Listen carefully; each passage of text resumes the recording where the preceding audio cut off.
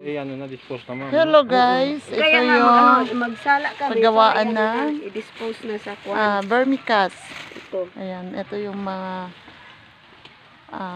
ano ba yan? Mga Yan, salain pa yan. Oh. salain daw yung tain ng cord.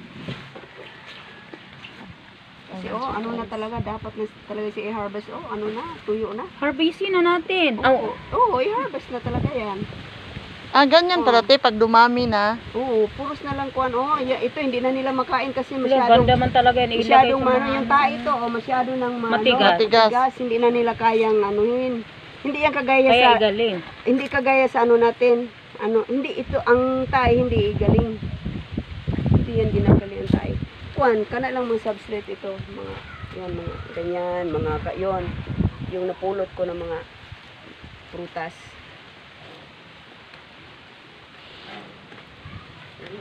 Kasi hindi kagaya sa bulati natin na kahit matigas kaya nila ito malaki nila.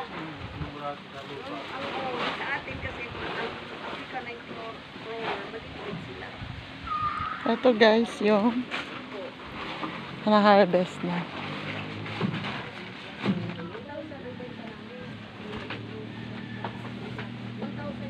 Yan, vermicast. Dito tayo ngayon sa paggawaan. Yan si Kuya Ed. Diyan si Ate Neneng. Andyan din si Ma'am Nor at saka si Sir. Wala kang chance.